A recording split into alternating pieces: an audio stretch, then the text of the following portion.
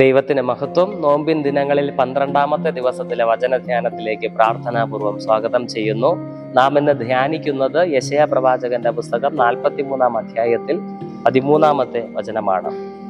ഇന്നും ഞാൻ അനന്യൻ തന്നെ, എൻ്റെ കയ്യിൽ നിന്ന് വിടുവിക്കുന്നവൻ ആരുമില്ല. ഞാൻ പ്രവർത്തിക്കും, ആർ അത് തടുക്കും. ദൈവത്തിൻ്റെ മാറ്റമില്ലാത്ത അസ്തിത്വത്തെ വ്യക്തമാക്കുന്ന പരിശുദ്ധ വചനം. ഈ വചനം നമുക്ക് നൽകുന്ന 3 ഉറപ്പുകൾ വ്യക്തമായി നമുക്ക് പ്രാർത്ഥനാപൂർവം ധ്യാനിക്കാം. 1, ഇന്നും ഞാൻ അനന്യൻ തന്നെ. അനന്യനായ ദൈവം. ഈ ദൈവത്തിന് പകരം വയ്ക്കാൻ മറ്റൊരു ദൈവമില്ല. ഏകനായ ദൈവം. ഈ ദൈവം ഒന്നേ ഉള്ളൂ. പ്രിയമുള്ളവരെ, നമ്മുടെ ജീവിത യാത്രയിൽ ദൈവത്തിന് പകരം വയ്ക്കാൻ നമുക്ക് മറ്റാരുമില്ല എന്ന തിരിച്ചറിവാണ് ദൈവത്തിലേക്ക് മടങ്ങി വരുവാൻ നമ്മെ സഹായിക്കുന്നത്. എന്നെ സഹായിക്കാൻ ഈ ലോകത്ത് മറ്റാരുമില്ല. എന്നെ വീണ്ടെടുക്കുവാൻ ഈ ലോകത്ത് മറ്റാരുമില്ല. എൻ്റെ പാപത്തിന് പരിഹാരമാകുവാൻ ഈ ലോകത്തിൽ മറ്റാരുമില്ല. ഞാനായിരിക്കുന്ന പ്രതിസന്ധികളുടെ മധ്യേ എന്നെ വിടുവിക്കുവാൻ ഈ ലോകത്ത് മറ്റാർക്കും കഴിയുകയില്ല. ഇതിനെല്ലാം കഴിയുന്ന ഒരേ ഒരു ദൈവം, ഏകനായ അനന്യനായ ഒരേ ഒരു ദൈവമേ ഉള്ളൂ. അത് സർവശക്തനായ ദൈവമാണ് എന്ന തിരിച്ചറിവ് നമ്മെ ദൈവത്തിലേക്ക് അടുപ്പിക്കും.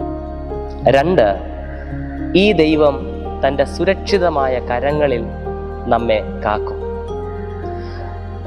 വ്യക്തമായി പറയുന്നു, എൻ്റെ കയ്യിൽ നിന്ന് വിടുവിക്കുന്നവൻ ആരുമില്ല.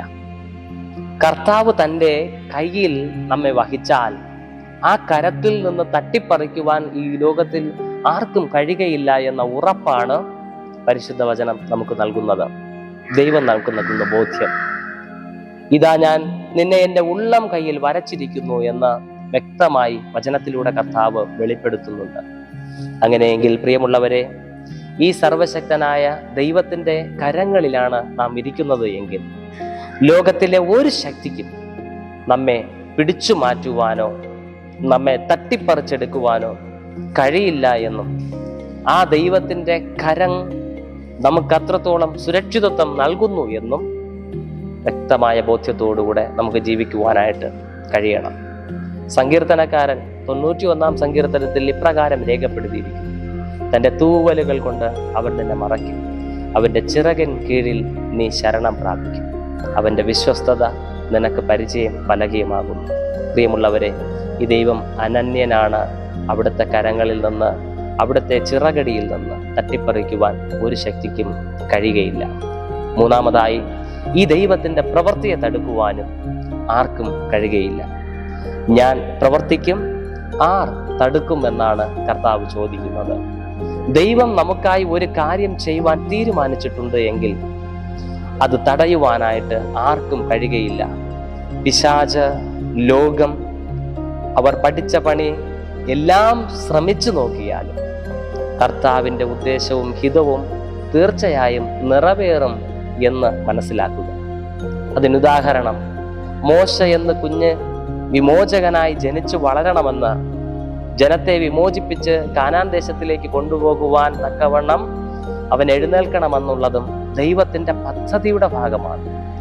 എന്നാൽ അത് തടയിടുവാനായിട്ട് പൈശാചികൻ പല വിധത്തിൽ, പ്രത്യേകിച്ച് ഫറവോനിലൂടെ ശ്രമിച്ചിട്ടും ദൈവപ്രവൃത്തി വെളിപ്പെട്ടതല്ലാതെ, ദൈവത്തിൻ്റെ പദ്ധതിയെ കീഴ്മേൽ മറിക്കുവാനായിട്ട് ശ്രമിച്ച എല്ലാ ശ്രമങ്ങളും പരാജയപ്പെട്ടതല്ലാതെ ദൈവത്തിൻ്റെ പ്രവൃത്തിയെ തടുക്കുവാനായിട്ട് ലോകത്തിനോ പിശാചിനോ കഴിഞ്ഞില്ല എന്ന് മനസ്സിലാക്കുക.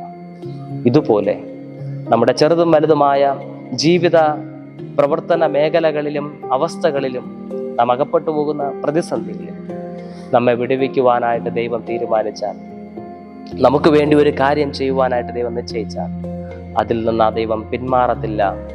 തടുക്കുവാനായിട്ട് ആർക്കും കഴിയുകയില്ല. ഈ ദൈവം നമ്മെ വീണ്ടെടുക്കുന്ന ദൈവമാണ്.